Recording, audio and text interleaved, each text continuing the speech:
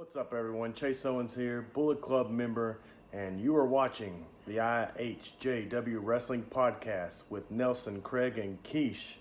And I promise you, it's going to be just too sweet.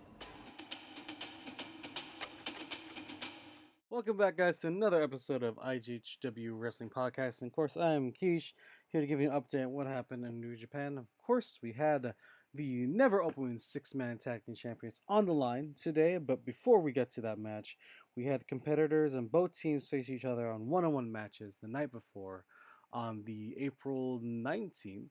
I believe 18th, sorry. It's different in Japan and to USA. But the first match, of course, was Yujiro Takahashi versus the Pitbull Ishii. A very good match, actually, and it was really based off of if Yujiro can keep up with Ishii, because Yujiro's tenacity was really dope. Yujiro has had matches against Okada I believe, this past year or year before during 2020, but Yujiro is showing that he's just not another face. And of course, Ishii, you expect blunt force, and that's what he was. We had some good spots. Yujiro using his cane to take advantage, take an early advantage, and Ishii gutting out punishment Yujiro and going back and forth. They would trade. Yujiro would toss Ishii over his head multiple times, and Ishii would get back right up, and even Ishii would big boot Yujiro, and Yujiro would get back up. It was really good, really hard hitting match, and it didn't seem that long either, which is really good for both these men. After uh, Yujiro was trying to go for pimp juice, Ishii headbutted him. A standing lariat, and set up for the vertical brainbuster for the win. It was a hard hitting match, and it shows that Yujiro was not used a lot during the time, of course, while before the pandemic, and he should be used more. Hopefully, more in more cases for the for titles and for storylines, because it shows that he can roll with these guys. We have Goto versus Taiji Ishimori. Of course, this is a true battle between a heavyweight versus a light heavyweight. Goto being the neverweight openweight champion over again, and a former IG the world champion, and of course Ishimori, the multiple time never Super Junior heavyweight champion, as well as Super Junior tag team champion. Ishimori, man, he's insane. Like with his speed, that's what they played that up in the beginning of the match. That Ishimori's speed is just unreal.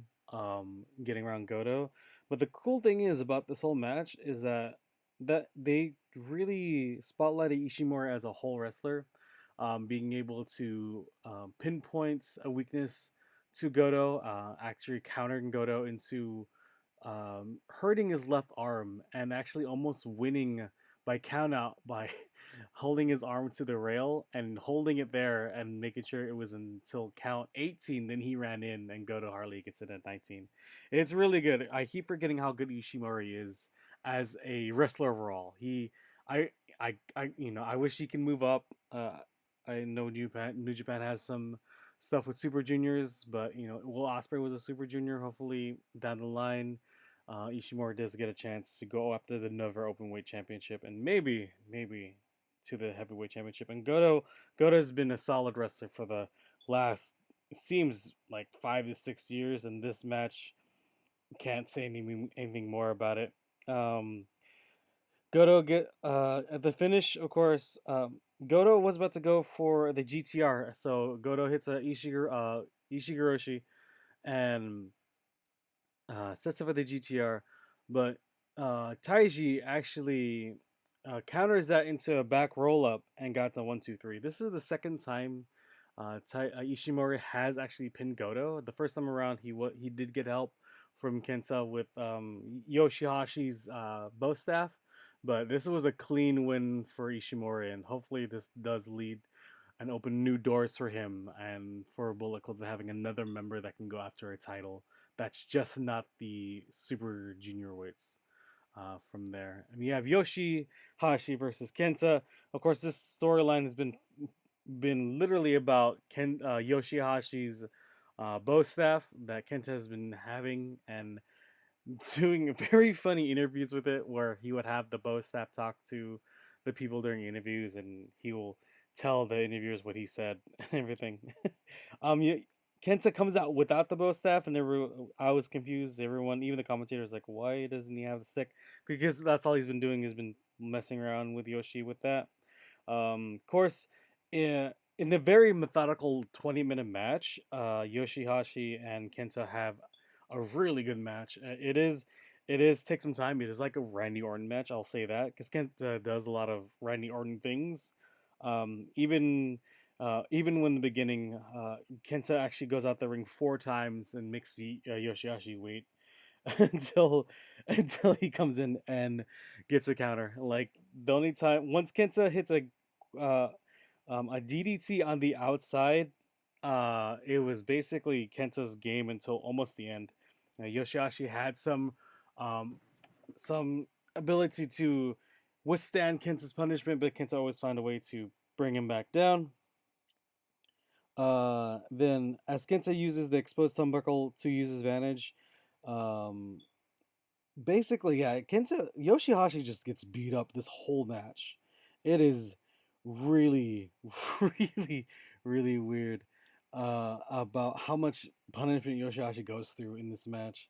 Like unprotected turnbuckles, slaps, hits, like even like battles with forearm battles, kick battles, as Yoshihashi will just crumble, and it's so crazy. There was a point where Yoshihashi was able to counter Kenta and get a pin, and Kenta awkwardly kicked out on top of Red Shoes and lands on Red Shoes. Kenta gets the bow staff from under the ring. He misses Yoshi. Yoshi gets it. As Yoshi has the bow staff, Kenta grabs Red Shoes and points at Yoshi's like, he has a bow staff, stop him. I didn't have the bow staff this whole time. As Red Shoes comes in so fast and tries to take the bow staff away from Yoshi, Kenta attacks both of them. Uh, and then Kenta uses the bow staff on Yoshihashi, which gives him the two. He grabs Yoshihashi's head, rams into the exposed turnbuckle. I believe 5 palm strikes to the face, then a running knee, then a GTS to put down Yoshihashi for the win. It go to sleep for the win. It was a 20-minute match, and it was very methodical. Shows the tenacity, or at least like how much punishment Yoshihashi can take and actually deal out and be able to win. Last year, like I said, for if you listen to our past podcast, Yoshihashi was the superstar of the year for me. At least the underdog, because he had great matches in 2020, and giving him a chance to show his stuff one on one, and which is really nice. But what that meant was that Ishii only got the one win for Chaos in the 3 singles matches, and Bullet Club got the 2 with Ishimori and Taiji Ishimori and Kenta winning their matches. The title match was you expected. There's something about 6-man tag matches that I've grown up fond into. If you guys have not watched the Never Open Win 6-man matches New Japan has, please watch them. They're really good, especially with all 6 of these men, because they all can do stuff well. The funny thing in the match, beginning of the match, is while Red Shoes is checking everyone for like weapons and stuff, Kenta has the bow staff with him.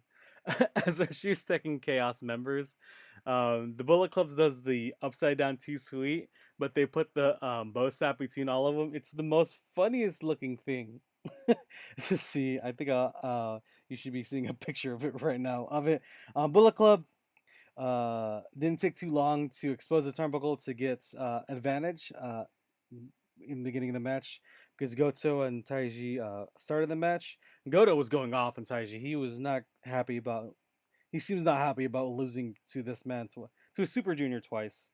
We had Ishii getting a hot tag, taking out all 3 members of Bullet Club. We had Yujiro being able to slow down Ishii with basically outstriking him, like knocking Ishii down with clotheslines and boots. It is it is dope what they've done. And Kenta and Yoshihashi get a hot tag. Um, and they go at it, and Yoshihashi was able to hit. They were able to hit Yoshi with a backdrop. Billet Club was able to hit Yoshi with a backdrop, a netbreaker double combo with the double stomp forward to. Then Kenta was able to eat two super kicks, a Yushi and a sliding lariat for it too, which is they have so many false finishes, and even Kenta gets to use the bow staff against Ishii and Goto. Kenta gets the bow staff. He's about to hit Goto with the bow staff. Um, Ishii pushes him out the way. And Ishii gets full face with the bow staff. Kenta turns around, hits Goto with the bow staff, and as he pins Goto, Yoshihashi comes in and breaks up the pin. And of course, at near the end, Yoshihashi was able to use his own bow staff against all of Bullet Club. And even though that happened, they still got a 2 after that. I believe it was they even hit a I think yeah, Goto actually hit a GTR, and uh um that was broken up at the end.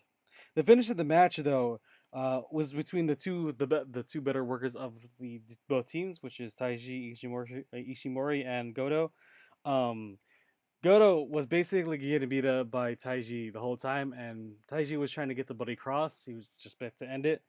Goto, as Taiji was trying to go into a yes lock, just to take down Goto a little bit more. Goto counters that into a headbutt. Does a GTW, which is think of it as Keith Lee's finisher. He gets his opponent in the fireman's carry into the sledgehammer or into a brainbuster, which is really cool.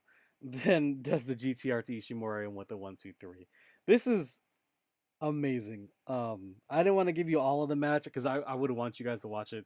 The Never Open Man 6-man tags are so good when you have the right people there. And I fully believe Chaos has the right 3 people. You have Goto, who can have solid matches, Yoshihashi, who's on a tear from last year and continuing, and Ishii, who can basically just be a very, very stiff worker and have the true strong style in on the match. And for Bullet Club, you have Taiji Ishimori, who's an amazing wrestler, and I fully believe should be able to move up into the heavyweight division, even at his size. He's a very tiny guy, but he has a great look as a Bone Soldier. You have Kenta, who can go after any title anytime, and maybe this is just for him to give him more time before he goes after another title. Hopefully, he does come back to USA and maybe go after maybe the champions that are coming up, Moxley again, or whoever's going to win between Brody Lee or Lawler. And then you have Yujiro. Yujiro had a great showing. Like I said, Bullet Club has a lot of people that, and most factions have a lot of people that just get pinned. Yujiro is showing that he actually still has a lot left in him, and he should be put in more matches. Of course, we all know it's still the pandemic. There's not a lot of people there, and the roster's not full as of right now. But they are giving these men more time, and it shows in these matches. Ishii, Yujiro, Goto, Ishimori, Yoshi, and Kenta deserve all the credit for making this build really good. And of course, the next build going to next week, it is another Chaos versus Bullet Club matchup, and it's gonna be Yano with his King of Pro Wrestling championship, or his trophy, versus Evil in a hooded darkness match, or Darkness of Chaos match. When we get there, we'll get there, and I'll have an explanation about that match. But until then, Chaos still has the Never Open Man 6-man titles, and hopefully they'll hold it for a little bit longer because this team is not that bad, and hopefully Bullet Club can remake a team and set up for another rematch or so down the line. All right, guys, this is Keish going out. We'll try to do this every week. If there's a title contention on the line in New Japan, I'll make sure that I do get to watch the night before and the match of, so we can keep it up. Please look at our Patreon. We have so much stuff to give you guys. Follow our social medias and follow our YouTube. We're trying to get back onto the groove of things and getting back onto your screen, into your cars, into your speakers, hearing our voices.